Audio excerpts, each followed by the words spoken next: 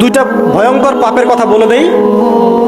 এই দুইটা পাপে যারা আসক্ত হয়ে আছে তারা তওবা করে ফিরে আসলে পরেও সারা জীবন তাদেরকে এটা সাফার করতে হবে। কথা বুঝতে পারছেন না? তওবা করে ফিরে এসেছেন মনে করে, তারপরেও আপনাকে সারা জীবন এই পাপের ফলটা ভোগ করতে হবে। এক, মাদকদ্রব্য।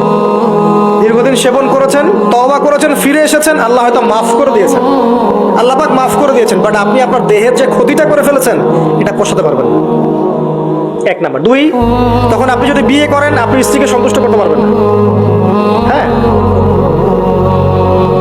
দুই নাম্বার হচ্ছে এই যে গোপনে যুবকরা যে পাপটা করে, মাস্টারবেশন, যেটাকে আমরা বলি হস্তমৈথুন, এই পাপ যেসব যুবকরা করছে বা করে, এবং অ্যাভেলেবেল এই পাপটা সবাই করে, কারণ এখন পর্নের যুগ, পর্ন দেখলে তো আর কোনো উপায় নাই, তখন তো এই পথেই যেতে হচ্ছে, নিজের উপরে নিজেকে জুলুম করতে হচ্ছে। যারা হস্তমৈথুনে অভ্যস্ত হয়ে গেছে এরা যদি তওবা করে ফিরেও আসে, শরীরের যে ক্ষতিটা হয়েছে এটা পূরণ হবে না।